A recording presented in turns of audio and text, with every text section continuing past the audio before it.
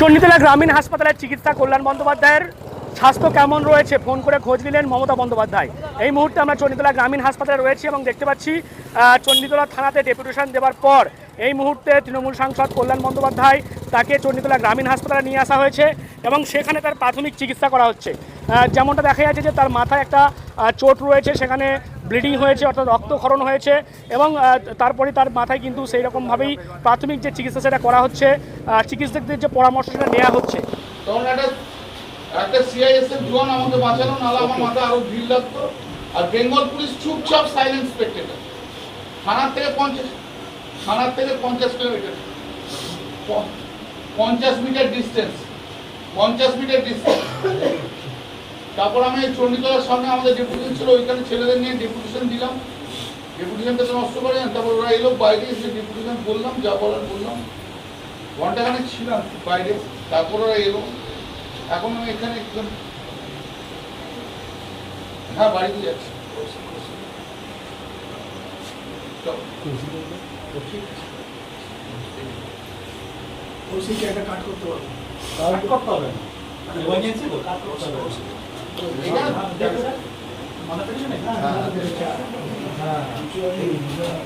মানে যতক্ষণ না কিছু হবে তখন কিছু মারাত্মক ব্যাপার হয়েছে।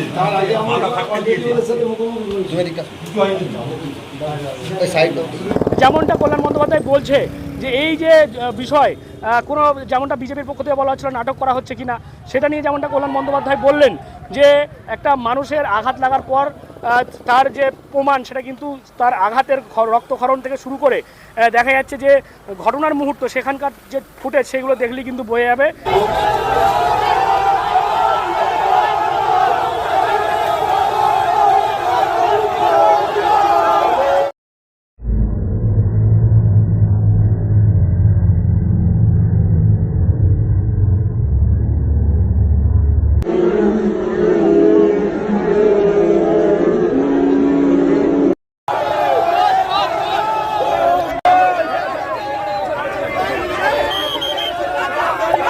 পক্ষ থেকে অভিযোগ করা হচ্ছে যে কল্যাণ বন্দ্যোপাধ্যায় আসছিলেন ডেপুটেশনে, আপনারা তাদের উপর হামলা করেছেন, মারধর করেছেন। আচ্ছা, প্রথমত ওনার ওপর তো হামলা করেনি। আর উনি তার কিছুক্ষণ আগে, তার জাস্ট 5 মিনিট আগে এখানে সাথী খন্দকারের ছেলে গাড়ি নিয়ে গেছে, সে শান্তিপূর্ণভাবে গেছে। আমরা বাইরে থেকে চোর যেমন আমরা করেছি উনি সুস্থ হয়ে গেছেন। তাহলে কল্যাণবাবু হঠাৎ কেন গাড়ি থেকে নিজে নেমে পায়ে হেঁটে যাচ্ছিলেন? ওনার কাছে ইনস্ট্রাকশন ছিল যে ওখানে বিক্ষোভ হচ্ছে, আপনি এই নাটকটা করবেন। কারণ শুধু এত জনরোষের মাঝখান দিয়ে ওনার হেঁটে যাওয়ার কি দরকার ছিল? ওখানে ওকে গায়ে কেউ হাত দেয়নি, উনি দেখলাম করলো, বরঞ্চ আমাদের একটা ছেলের মাথা ফেটে গেছে, আমাদের একটা বয়স্ক লোকের হাত ভেঙে গেছে। তো ওনার তো মাথায় আগেই চাপা দিয়ে উল্টা পড়ে গেলেন।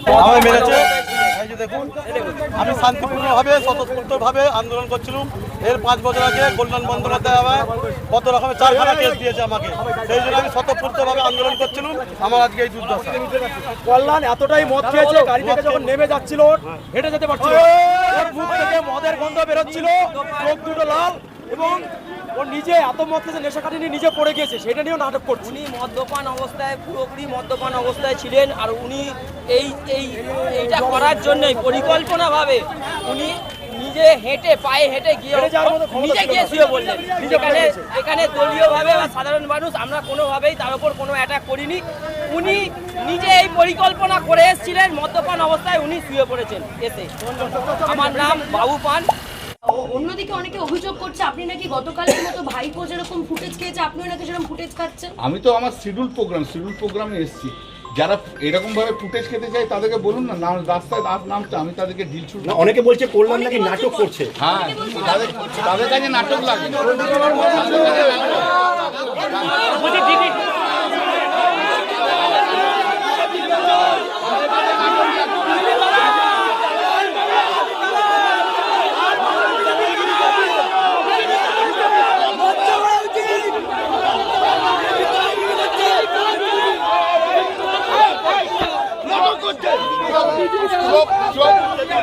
দিদি ফোন করছে, দিদি ফোন করেছিল, দিদি ফোন করেছিল।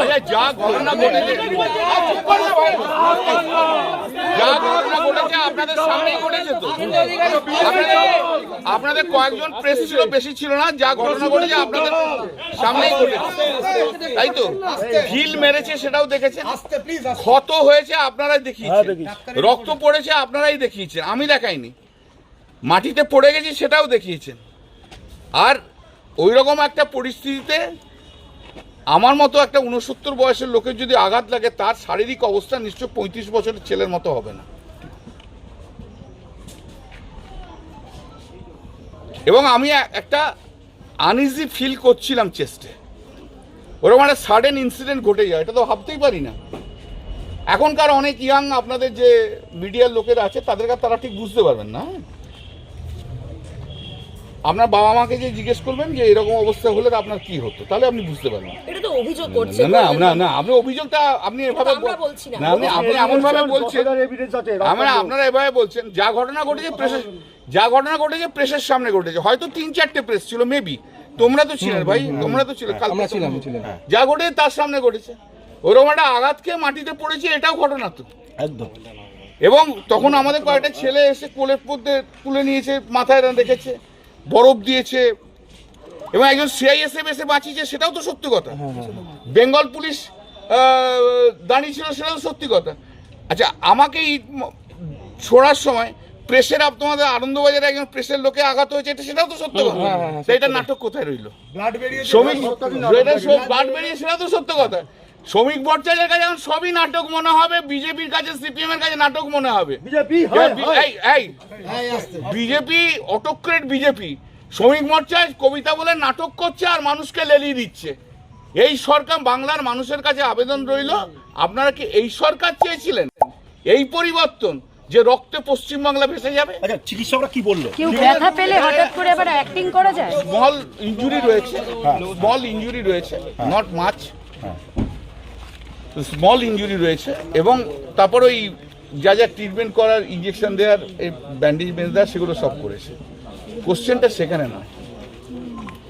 এটা যদি আমার, যতক্ষণ না আমার মাথা ফাটতো ততক্ষণ পর্যন্ত কি এই অন্যায়টা অন্যায় হতো না? না, আমি না মরা পর্যন্ত এই অন্যায়টা অন্যায় হবে না। কোশ্চেনটা হচ্ছে, এই যে অ্যাটেম্পটা করলো আজকে মারার, এটা তো আরো সিরিয়াস হতে পারতো, হ্যাঁ কি না? আরো 3-4টে তো লাগতে পারতো। মানে 3-4টে না লাগলে, মাথা বিশালভাবে ফেটে না গেলে, মরে না গেলে, ততক্ষণ পর্যন্ত সিরিয়াস নয়। ভগবানকে আমি আমার শ্রদ্ধা, ধন্যবাদ জানাই। আর ওই সিআইএসএফ এর ভদ্রলোককে আমি চিনি না, তাকেও আমি ধন্যবাদ জানাই, ওনাদের জন্য আজ বেঁচে গেছে।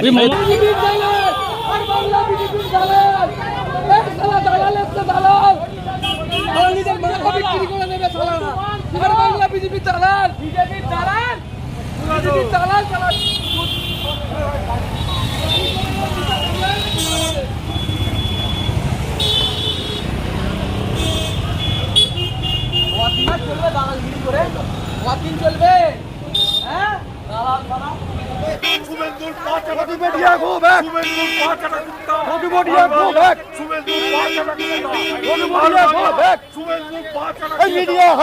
এখানে কোনো নাটকের কোনো বিষয় নাই, এমনটা কিন্তু কল্যাণ বন্দ্যোপাধ্যায় বলছেন। এই মুহূর্তে তিনি বেরিয়ে যাচ্ছেন এবং দেখতে পাচ্ছেন সেই ছবি, সেখানে তিনি বেরিয়ে যাচ্ছেন এবং যেমনটা বলছেন যে তার মাথায় চোট লেগেছিল এবং সেই চোটের যে চিকিৎসা, সেই চিকিৎসা এই মুহূর্তে কিন্তু করা হলো চণ্ডীতলা গ্রামীণ হাসপাতালে, এবং এই মুহূর্তে তিনি এখান থেকে বেরিয়ে যাচ্ছেন তার বাড়ির উদ্দেশ্যে। কী বলবেন আপনারা এই বিষয় নিয়ে? অবশ্যই কমেন্ট করুন কমেন্ট বক্সে। এরকম আরও খবর পেতে নজর রাখুন ডিএনএন বাংলা। ডিএনএন বাংলা সবার মনে, সবার ফোনে।